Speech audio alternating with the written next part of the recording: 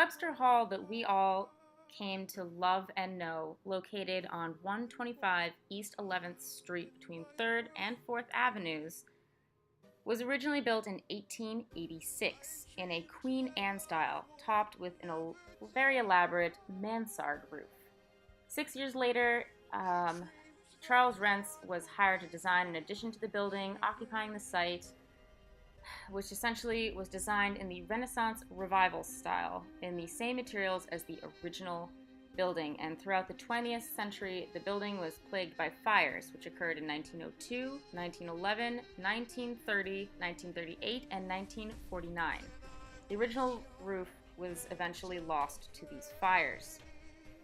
It was essentially one of New York City's most historically significant theaters and event halls, having hosted a whole heckload of events since its construction in 1886. It was originally commissioned by Charles Goldstein, who operated the hall and also lived in the annex with his family until his death in 1898. The building was hall for hire from its inception.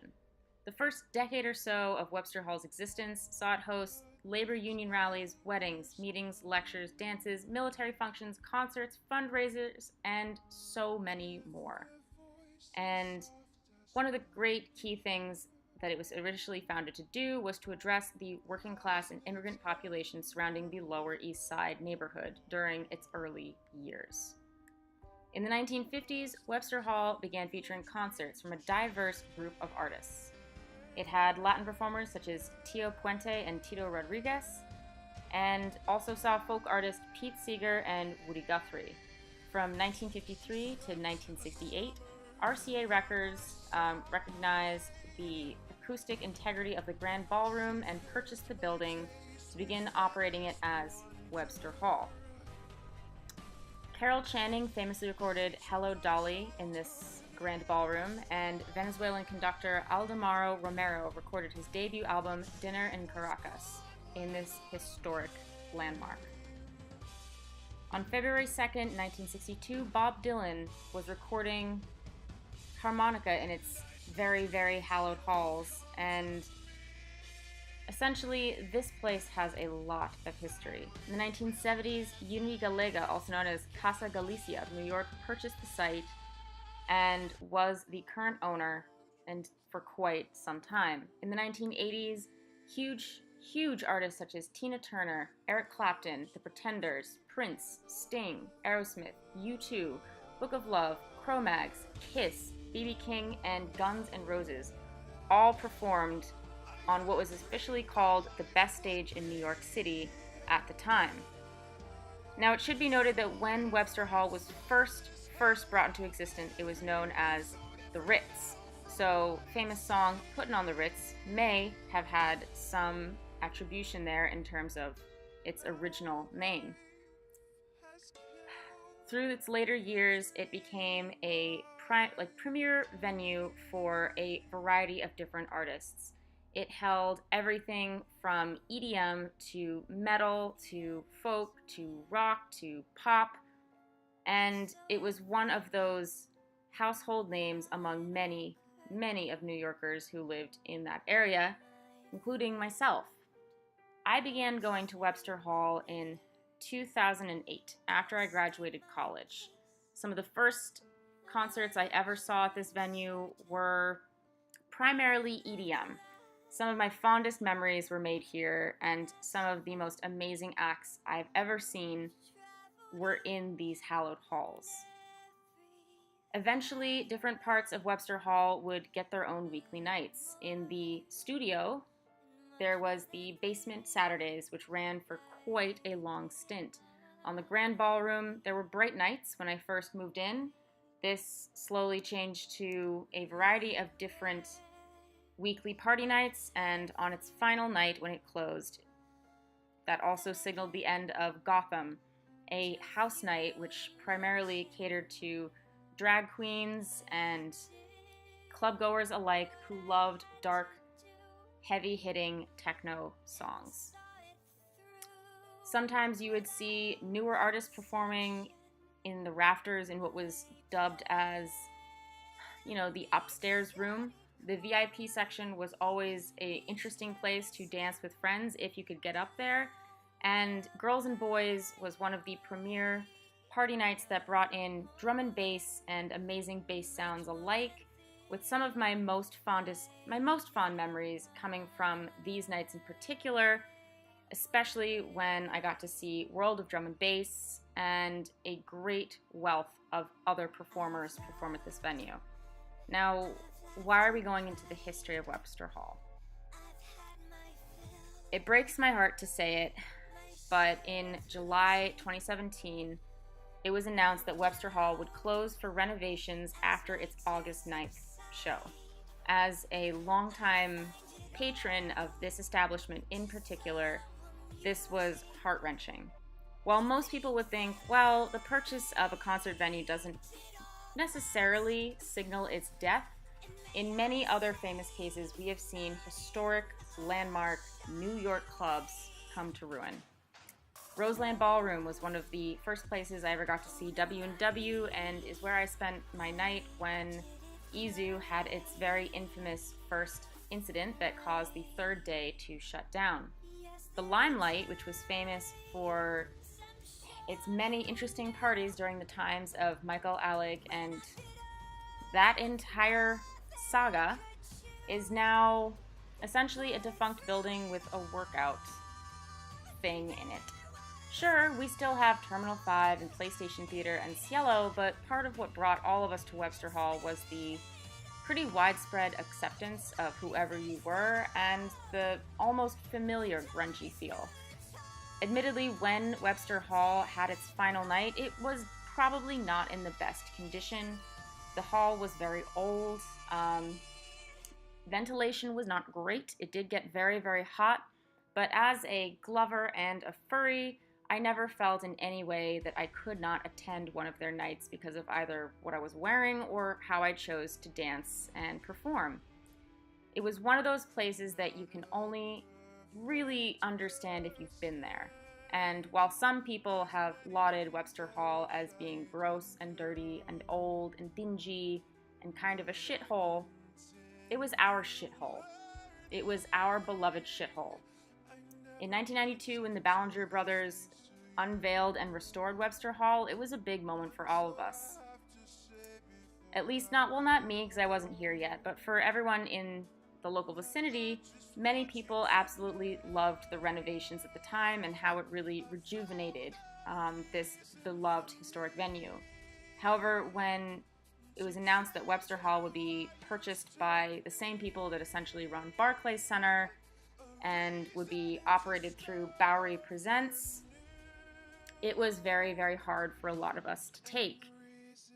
Even though it had been in partnership with the Bowery Ballroom around the 2007s, or I guess in 2007, those similar nights, we did see some really great performers come through. Young Lean, Tuvlo, Buzzcocks, Clean Bandit.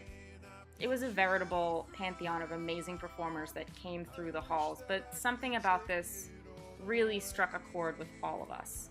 And when it was announced that it would be shut down temporarily for renovations, many of us feared for the worst.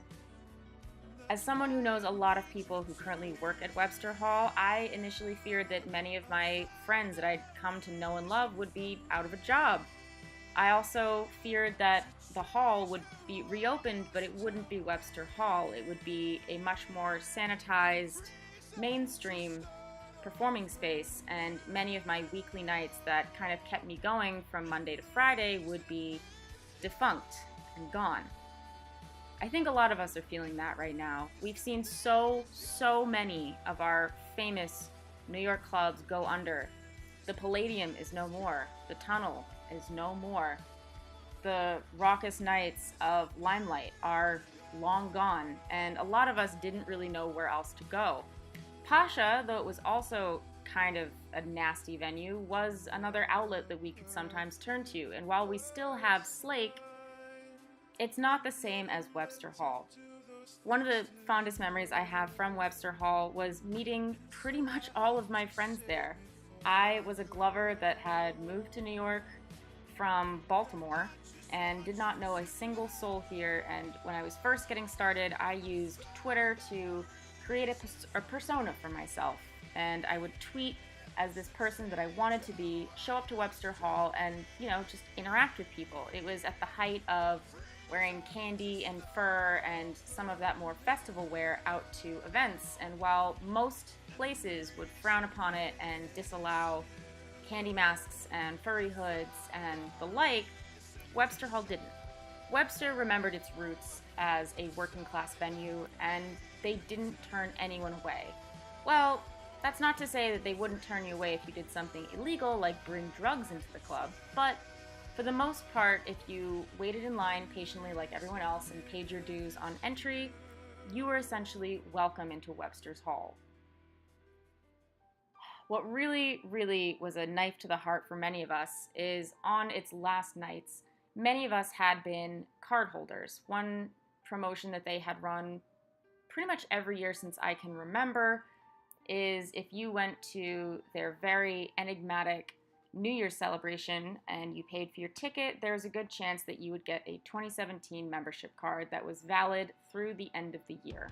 What this essentially allowed you to do was to go and experience Webster on any Thursday, Friday, or Saturday, I believe, and you would have waived admission. You wouldn't be VIP, but it would get you in the door, and most of us would still pay for drinks and still pay our dues and still put money back into the venue when we attended. But it was a understanding from us as patrons and Webster as a venue that this was a very nice, kind gesture to keep us coming back and keep us supporting local musicians. On the last few nights of Webster, these cards were completely nullified, and to my knowledge, most guest lists were completely unrecognized. You still had to pay at the door, and in most cases, for certain nights, whereas we would have bought tickets had we known that they wouldn't be honored, we were kind of left out in the cold. I was able to attend the final night with Datsik, but I was not able to attend the night with Skrillex or Action Bronson at the end of an era, which was heartbreaking, but it happens. One of the things that I hope that the new owners of Webster Hall understand is how beloved this establishment was to me. I started going to Basement Saturdays when Subset was the resident DJ, and I honestly can't think of a more happy and positive experience than seeing someone spinning and absolutely killing it and just losing your mind on the dance floor because you cannot believe how amazing someone and you respect is playing, which is something I never really got from the other clubs here. Sure, Slake does have some locals play now and then, and sure, Ceremony, which is in Brooklyn, does have some really exciting drum and bass acts coming through, but it's just not the same. And one thing that many of us were worried about was just how not the same Webster will be when it reopens eventually. It will be closed for the remainder of the year, to my knowledge, and a lot of us are not really sure what to do with ourselves. This was our hangout spot. This was our water cooler. This was a place where we would see our friends and dance the night away and go home feeling exhausted but happy most of the time.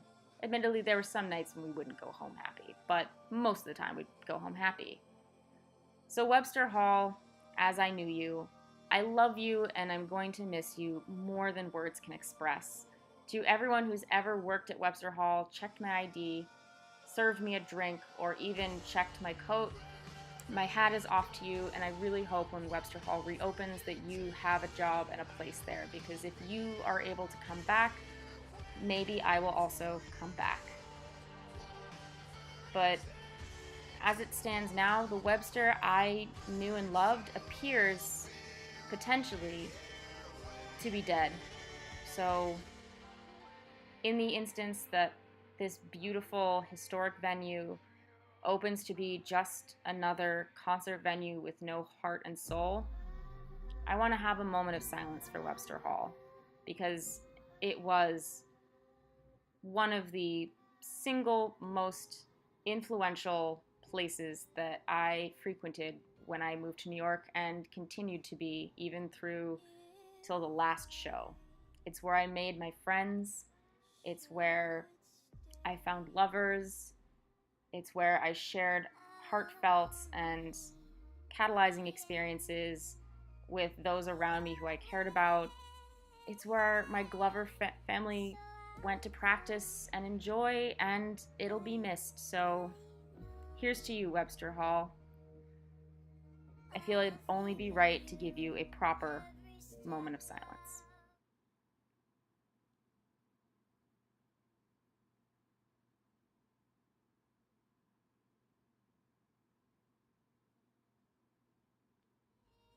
From the bottom of my heart, I love you and your staff. Thank you, and good night.